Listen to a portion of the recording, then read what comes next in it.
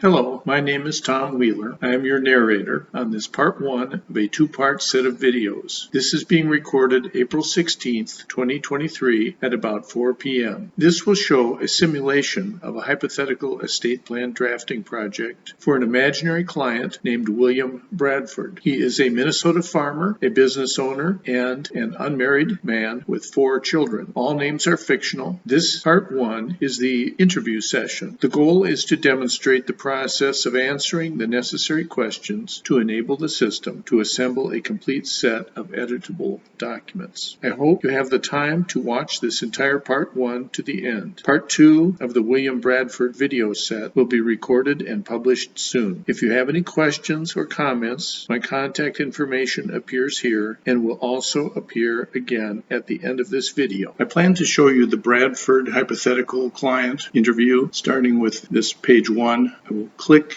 and drag this vertical line to the right to show the interview outline that starts with enter here and goes through guidepost 1, guidepost 2, guidepost 3, etc. down until after guidepost 17. I will return to page 1 and conceal the interview outline. The interview pages are fairly self-explanatory. So on page 1 I click next, next, and I have pre-answered this, including having clicked start next. I've identified myself as a member of this law firm. We intend that this be a very high quality professional interview outline. This hypothetical client is an unmarried individual who happens to have 4 children, a Minnesota farmer. I'm clicking next. The resulting documents are accepted as is. There's no reverse engineering of this process. The publisher is not providing any legal advice and has no duty to store data. The lawyer/user or paralegal/user conducts the final edit, review, and approval subject to attorney's supervision. We regard this as your attorney's confidential work product. This is the estate tax environment in Minnesota and federal. I'm passing guidepost 1. This is a simulation of a case. All names are fictional. This is my law firm and its address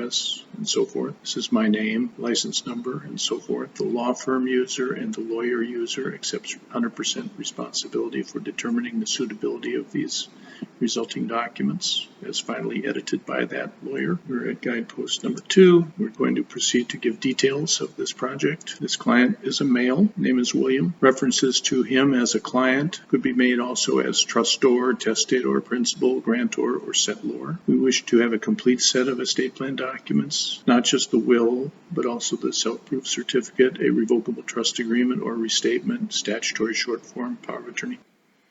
The list of documents that can be produced by this system. But the answer is yes, I want to create a complete set of documents. Have I been given any authority to share any information with any other people, verbally authorized, and plan to have a written authorization prepared for the client to sign at the signing meeting? Yes. I've been authorized to communicate with John Bradford, the son of William Bradford. I added another. I've been authorized to communicate with William Bradford Jr., another son. I have added another. I have been authorized to send and receive information and estate planning documents to and from Mercy Vermees, a daughter. The client added another. The hypothetical client authorized, in this case me, to share information with Joseph Bradford. Next we are at guidepost 3, questions about timing and scheduled dates. The date of this information, let's just leave it at April 16th as the freshness date. The date is scheduled for signing. The signing date is scheduled to be April 26th. We're at guidepost 4. Now we are going to answer questions about William and his family. Click next. He has 4 children. He has no issue of deceased children. Future children are not possible. This fictitious name is William B. Bradford with a fictitious date of birth here. This is a fictitious address in Blue Earth, Minnesota, Faribault County. These are the names of his 4 children. A son John, a son William, a daughter Mercy, a son Joseph, with the youngest child listed first. None of them are minors. Joseph is not a minor. He was the youngest listed. We're at guidepost 5. We're going to answer questions about property of William. Does he own any real estate? Yes. Is it possible any children may occupy his property if he were incapacitated? The answer could be yes. We've said no. Does William have any interest in a family business? Yes. We've answered yes. Is it possible his gross estate may equal or exceed $3 million? We've answered yes. Am I, the attorney, aware of legislation offering an additional $2 million estate tax exemption for Minnesota estate tax purposes? I said yes. Is it possible William may own a subchapter S corporation or part of it? Yes. Does he have an interest in a family farm? Yes. Does William intend to express a preference to keep agricultural land in the family? Yes. Should there be a reference to a discount on the sale of family farmland within the family? We said yes. Should the discount on the sale of agricultural land be mandatory? We said yes. What percentage discount? 20%, we wrote here. Are there one or more identified individuals who should have a favored position? Yes. Who is that person? William, the farming son. Should there be any reference to a discount on renting farm within the family? No. The non-farm children, if they own acreage of any fractional interest in farmland, should get a fair rental value instead of a discounted rent. Is it possible retirement account assets might come into this trust? We said yes, just to take a look at the language. We're at guidepost 6. Where should this signing take place? Let's just say it's in Faribault County. The venue for the notary acknowledgments and so forth. We're at guidepost 7. Did William have a prior trust agreement? We're saying no. We said no, he does not. No, we're at milestone 8 because we did not have to go through the restatement of trust questions. The current trustee, should there be just one initial trustee? Yes, it will be William, sole current trustee. Milestone 9. If William is incapacitated, should the trustee be authorized to make distributions from the trust only for William? We said yes. Does William want to expressly exclude one or more of his children? We said no. Should farm crops, farm equipment, etc. be excluded from the outright tangible personal property language in either the will or the trust agreement? We said yes. Don't divide the tangible property in equal shares among the children, but we're going to handle that separately with a buy-sell agreement or gifting. Should business equipment be excluded from the tangible personal property? We said yes. After William's death, should his residential real estate be distributed outright? We said no. Should there be any specific distributions at the time of William's death? We said yes. To individuals? Yes. $50,000 should be distributed outright to John B. Bradford of Blue Earth, Minnesota.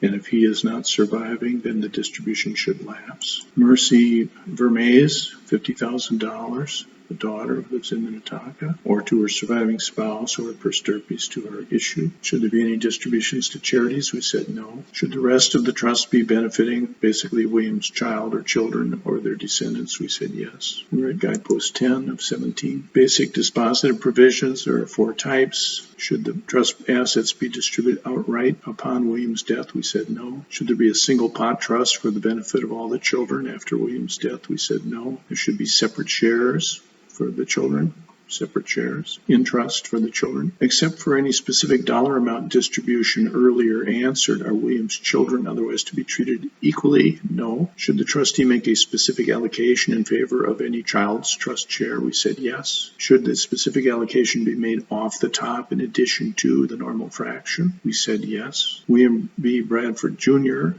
the farm son, should have allocated to the trust share for his benefit the north half of section 26, roughly half of 640 acres. That's in Faribault County, Minnesota. Next, should the trustee be authorized to sprinkle income and principal to the child for his benefit? A share has been established. And the answer is yes. Should there be any sweeteners in the trust shares for the children? Yes. The trustee could assist a child with the purchase or improvement of a residence, enter or maintain a career, business, or profession, or assist a child in the cost of a first wedding. In this case, the document will require there to be an independent trustee who makes those decisions. Should the grandchildren, that is the issue of a child, be a beneficiary, a potential recipient of support distributions from a trust share? Yes. Is it possible retirement account assets might be added to these trusts? Hypothetically, possibly, if a son or daughter were to die and if a retirement account was directed to the trust share for the issue of that child, possible. Special language would come in. Should any child have a particular right of withdrawal over his or her share on attaining a certain age? We said yes. 2 ages, 45 and 75. This would have been the client's decision. All of these are client's decisions. Should a child have a limited testamentary power of appointment over his or her trust share? Yes. Should a grandchild have any rights of withdrawal? We said yes, over a contingent grandchildren's trust share at one age, all at age 30. William could change that by amending this trust, and each child of William could modify that in the future by exercising a limited testamentary power of appointment to change this age. If all the descendants were to pass away before William dies, per capita to living nieces and nephews of William, there were, I think, 14 choices here. Per capita to living nieces and nephews. Is it a material purpose of William to carefully identify who are considered descendants of him? Yes. He chose a hybrid example where it will be self-explanatory when you see the document, but biologically descended from female issue of William and so-called unlawful marriage descended from male issue of William. You can also triple check the excellent publication Drafting Wills and Trust Agreements in Minnesota, published by Minnesota CLE, to compare their language and use that if you prefer, or if William prefers. If there is a corporate trustee, should they be allowed to use corporate affiliates? Yes. Why not? Is it William's intention, at least during the period of time prior to the right of withdrawal of a child, that the assets in the trust be creditor-proof? Yes. Is it William's intention that the trustees, especially if a child is a trustee of his or her trust share, that they need not send account statements on any regular basis to the children of that child or to siblings or their issue? Yes.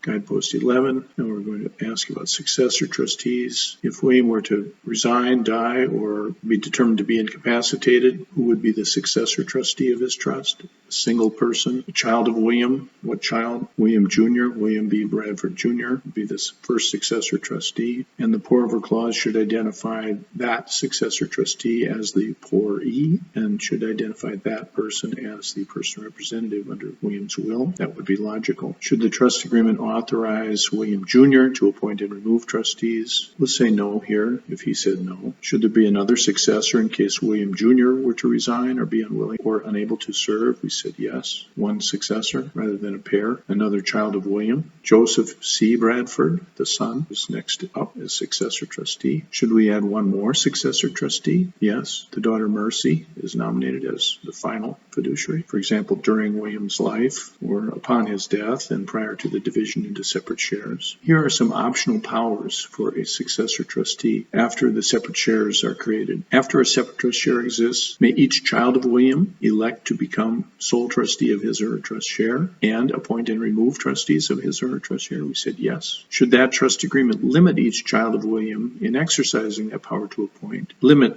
that power to appointing only from among a limited class of potential appointees, for example, descendants of William, otherwise a corporate trustee, descendants of William's parents, otherwise a corporate trustee, or no limits whatsoever. So let's say no limits. Should the trust agreement provide that after the death of William, each child may elect to become a trustee of the share for a sibling who is not serving as trustee of his or her own share? Yes. It's sort of trust protector type provision. Same question for nieces and nephews. We answered yes. Again, it's a trust protector type provision. Does William have a minimum age that each of his children must attain? We said no. Guidepost 12. Now we're done with the trust and we're talking about the will. Has William been granted a limited testamentary power of appointment? We said no. He either does not have such a power or chooses not to exercise it. If William were to revoke his trust, how should the residue under his will be transferred? In accordance with the terms of the current trust agreement as amended. Did he want a religious preamble in his will? No. Does he have responsibility for uniform transfers to Minors Act account? No. Do we know who the witnesses of the will be? Perhaps we do, and we put their names in there if we do. Otherwise, draw a blank line. We're at guidepost 13. Now we're asking a few questions about the durable power of attorney. Does he want a durable power of attorney? Yes. Who should be the primary attorney? In fact, William Jr. Does he want to name a second? Yes. That would be Joseph Bradford. Otherwise, Mercy remains. Does he want a common law power of attorney? Yes, why not? Guidepost 14. Does he want a health care directive? Yes. Should all his children be named as healthcare agent? Why not? He said yes. After all of them are named, should an alternate be named? He said no, no need. Does he want to identify a particular physician? No. Hospital? No. Rehabilitation or long-term care facility? No. We're done with guidepost 15. Some questions about real estate. Does he have any real estate that he would like to convey to his trust? Yes. We've considered various factors that may influence the decision to convey property to his trust. This This is not a mandatory fill in the blank question, but just something for the lawyer to think about. Are legal descriptions available? Yes. We're going to say yes, he has legal descriptions. Here's an imaginary home farm in Faribault County with 640 acres free and clear. Here's an imaginary legal description typed in here. It's been copied verbatim from or compared to an abstract of title, a certificate of title if it's Torrance, copy of the last recorded conveyance, deed or decree, minus any pieces that he sold off if he carved off a 5-acre piece for a son, for example. So here's a legal description that would be on a Schedule A attached to a deed conveying to the trust. At the bottom of this page, you see a repeat button. If he has other pieces of real estate for which we have a legal description, we can click repeat and answer that question, and in this case we did. We said he has a cabin in St. Louis County, Minnesota, which is Lot 6 and half of Government Lot 5, that he may want to convey to his trust, and that we double-checked the legal description, these sources of title. We're not doing a title examination here, and he has not asked us to do that. Are there other pieces of real estate where we need legal descriptions? No. Do we plan in the near future to record these deeds? No. It's not required by Minnesota law currently. We're at guidepost 16. A few more questions. Should a statement for professional services be prepared? We said yes. Presumably agreed upon fee arrangement with this man, depending on how many meetings and probably based on time and scope and so forth. Has someone under the lawyer's direct professional supervision reviewed the preceding answers? Yes. Will you accept the documents as is? Yes. Guidepost 17, you're at the end. So click next. This is a page where it says stop, please relax and read this important message. There are 11 line items here. If we click finish down here, which we don't intend to do right now, that will commence the document assembly process up in the cloud, and the resulting document set can be downloaded and saved and named and so forth. And the answer set, the set of answers that we just gave to this particular imaginary client, will be saved up in the cloud and can be downloaded as an answer set and kept on your computer. So that concludes this demonstration of the interview outline. And part 2 of this video, which should be recorded and published soon, would show the creation, downloading, and editing and review of the resulting document. Thank you very much. I hope you enjoyed this video, and I hope it benefits you in your law practice.